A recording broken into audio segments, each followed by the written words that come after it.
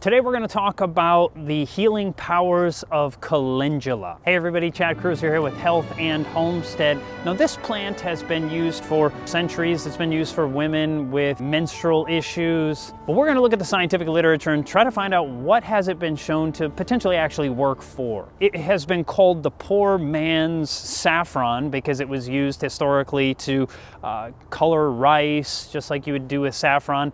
And even today it's used for certain pharmaceuticals to give them coloring. But we're going to look into the literature on wound healing. We're going to start with C-sections. Calendula and C-section healing, researchers did a randomized control trial using a calendula ointment versus a control group. There were 36 women in each group, and those using the calendula ointment were to apply it every 12 hours for 10 days. And it turned out that those using the calendula ointment had a statistically significant increase in healing speed compared to those given the standard hospital routine.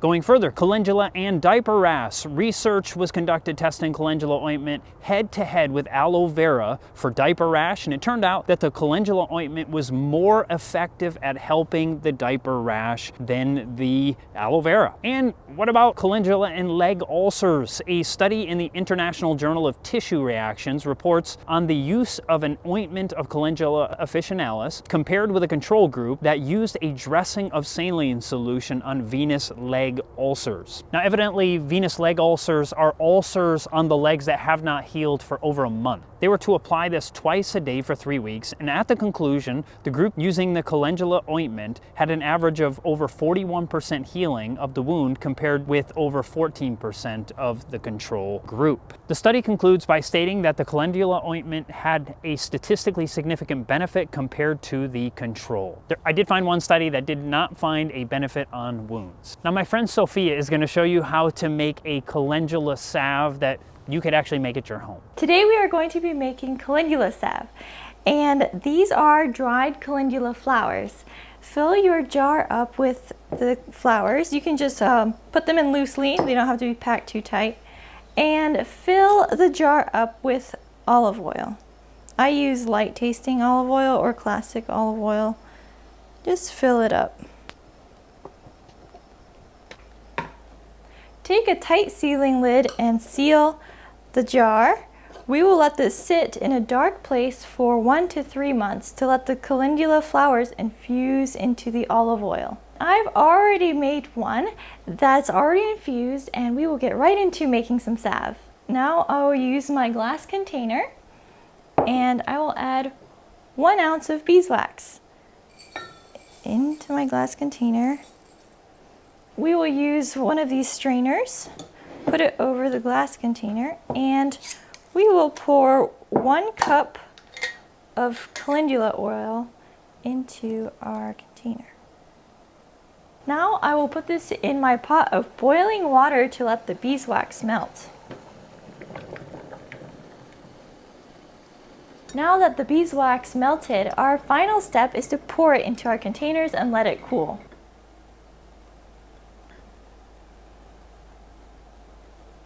Once they cool and harden, you can put the lids on and they're ready to use. The reason I got into making calendula salve is because it helped my grandpa when he had a skin cancer spot on his head and he had a scheduled surgery for it.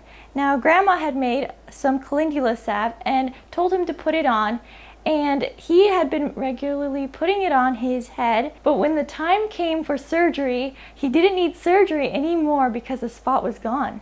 I was so impressed by what happened to Grandpa that I make this salve to help others. My dad, who is a farmer in the southern Alabama sun, loves putting this on his sunburns. Another testimony is of a lady who had a mysterious spot on her hand that was growing, and she bought my calendula salve, and 3 days later she came to tell me that it was gone, and her husband could not believe it. One of the cool things, if you're looking to either buy seeds or buy the flowers, when you buy them together, if you buy the whole flowers, you're generally going to get the seeds with them because they come within the flower, and so you don't have to buy them separate. So if you're looking to actually make some of the salve yourself, or you're looking to have seeds, you're simultaneously going to be able to do that, and I'm going to put a link down below if you want to check that out. Now the seeds, as you notice them, they're very strange looking, kind of have a corkscrew. Now in this picture here, they almost look like a something like a caterpillar. Depending on where you live, you're going to plant them at different times. They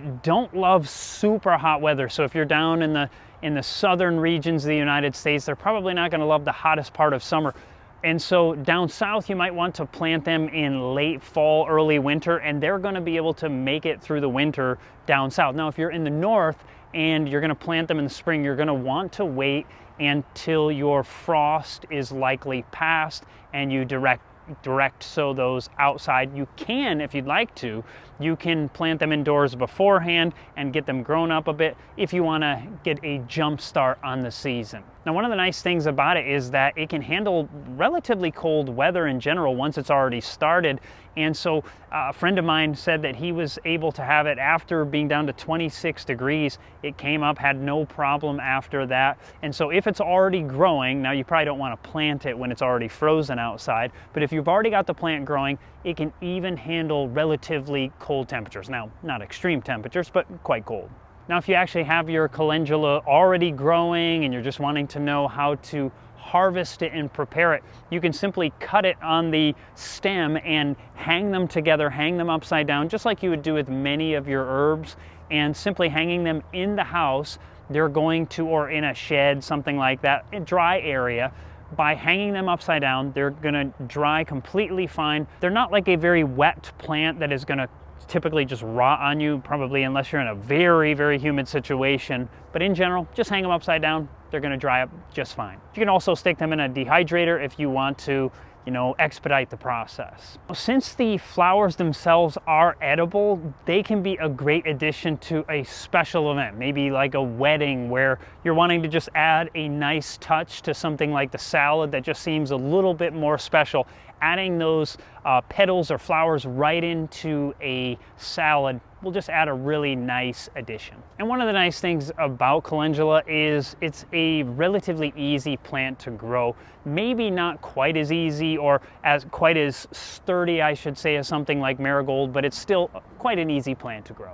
Now, there's something like 18 or 20 different varieties of Calendula Officinalis, and one of them is called resina, and it's believed to be one that's very beneficial because it has a lot of the resin in it, and that may be a beneficial variety if you're looking to use this topically. You may also be able to use calendula like you use marigold, planting it around various other plants that you're trying to get produce out of to keep away some of the critters. The International Journal of Toxicology expert panel suggests that Calendula Officinalis extract, Calendula Officinalis flower, and also its oil are apparently safe to use topically in cosmetics, because these are used in cosmetics already, and this journal says, yeah, apparently it is safe to use it topically in the normal methods that are used. According to the Chemical and Pharmaceutical Bulletin, there is a component inside this plant that is gastroprotective, so it's